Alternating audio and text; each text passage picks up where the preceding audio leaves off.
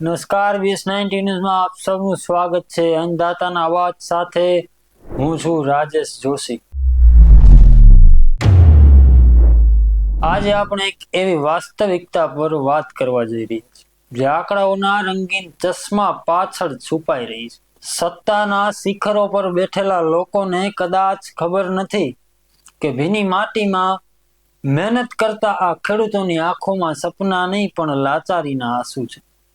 કાગળ પરની લીલોતરી અને ખેતરની વાસ્તવિકતા વચ્ચે જમીન આસમાનનો ફરક છે। શું ખરેખર ખેડૂતની આવક બમણી થઈ છે કે જેના વાયદાઓ મંચ પરથી થાય છે, કે પછી આ માત્ર ચૂંટણીના ઢોલ નગારાનો જ અવાજ છે? આજે જ્યારે કેમેરા સામે નેતાઓ આંકડાઓનો ખેલ માંડે છે ત્યારે કોઈ ગામડામાં જઈને પૂછો તો ખરા કે ખરેખર ખેડૂતની આવક બમણી થઈ કે કેમ? કાગળ પર તો બધું લીલું છમ જ દેખાય છે, પણ ખેતરની વાસ્તવિકતા તો ભીની માટી અને સૂકા આંસુની કહાની કહે છે। કિસાન સન્માન નિધિના રૂપિયા 2000 ખેડૂતના દેવા સામે જાણે મીઠાના ગાંગડા જેવા છે। દેખાવમાં સારા પણ તરસ તો छिपावे નહીં। પાક વીમાની વાત તો એવી કે જાણે આગ લાગ્યા પછી કૂવો ખોદવા જેવું।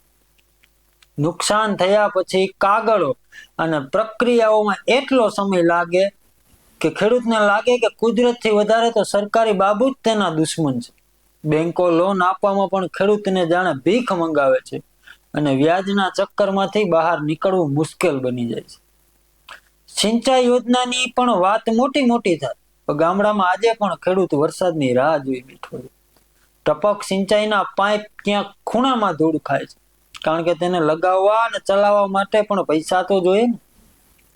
રાષ્ટ્રીય કૃષિ વિકાસ યોજના એવી છે જાણે બીમારને કોઈ મોંઘી દવા લખી આપી હોય અને તે ખરીદવાના જ પૈસા ન હોય।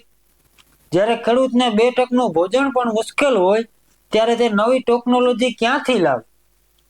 ચૂંટણી આવે એટલે નેતાઓ ખેડૂતના ખોળામાં બેહીને ફોટા પડાવે અને મોટા મોટા વાયદા કરી જાય, પણ ચૂંટણી પૂરી થાય પછી એ જ ખેડૂત પોતાની તૂટેલી કમર અને સૂકા ખેતર સાથે એકલો રહી જાય છે। શું આજના ખેડૂતને ખરેખર જય કિસાન કહેવાનું મન થાય છે કે પછી આ નારો માત્ર રાજકીય ભાષણની શોભા બની રહી ગયો છે? શું આ દેશનો અન્નદાતા માત્ર મતદાતા બનીને રહી ગયો છે? આ માત્ર એક ખેડૂતની નહીં પણ લાખો ખેડૂતની વેદના છે। આ એક સવાલ છે જેનો જવાબ આપણે સૌએ સાથે મળીને શોધવાનો છે। આ બાબતે તમે શું કહેવા માંગો છો અમને કોમેન્ટ કરી ચોક્કસ જણાવજો। આવી જ ખેડૂતલક્ષી માહિતી સાથે ફરી મળતા રહીશું। વધુ સમાચાર માટે તમે અમારી YouTube ચેનલને સબસ્ક્રાઇબ કરો। ફેસબુક અને ઇન્સ્ટાગ્રામ પર અમને ફોલો કરવાનું ભૂલતા નહીં। નમસ્કાર।